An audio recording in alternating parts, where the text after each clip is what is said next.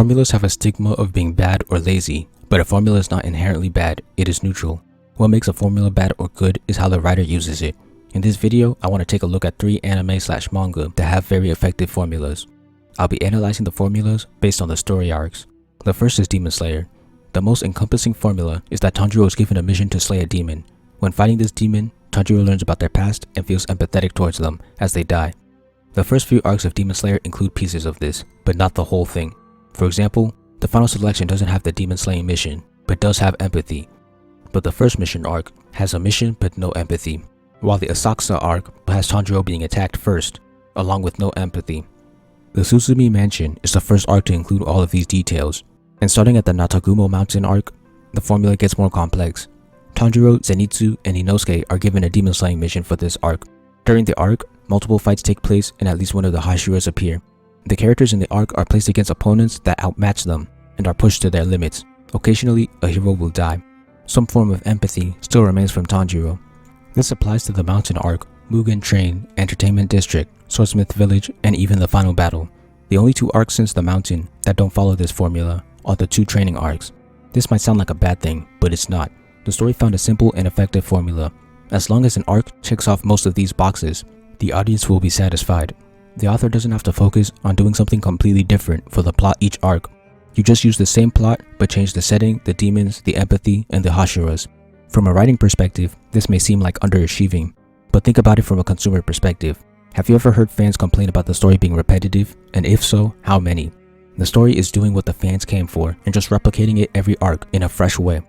The story could have gone on for twice its length without dropping in quality, which is a huge benefit.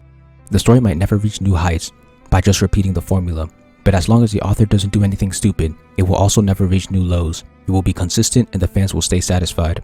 The second story is Kingdom. The first arc lays out parts of the formula, but future arcs establish it. The formula includes politics and war. On the politics side, Zhang is the protagonist, and he deals with the leaders of Qin and the leaders of other nations. This usually results in Qin going on a campaign or some kind of battle. On the battlefield, Shin is our protagonist. A minimum of 2 kingdoms have their generals and army face off against each other. There is usually at least one new general or upcoming general introduced in the campaign. The generals and leaders choose their tactics and adapt like a chess game, while Shin and the other soldiers go out to make a name for themselves. Shin may or may not kill an enemy general or leader. While I only watched the anime for now, this makes up a bulk of the story so far. The Rebellion arc laid out some of the pieces, but arcs that fully follow this formula are KO Campaign, Battle of Bayo, Sanyo Campaign, Sanyo Aftermath, and the Coalition Invasion, which is where Season 3 is currently at. Once again, this story has a repetitive formula, but as long as the story does something a little new in each arc, the fans are pretty satisfied. The third story is JoJo's Bizarre Adventure. Since Part 3, the story arcs within the parts follow the same basic formula. The main team is attacked by an enemy stand, and the heroes have to fight back.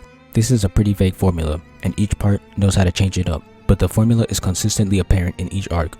I'd say at least 70% of the new arcs with stands are structured like this. But even though it is loose, it still allows the author to take it easy on the plot and just focus on the characters and the fight. Part 4 is my personal favorite, and this part has the most static plot.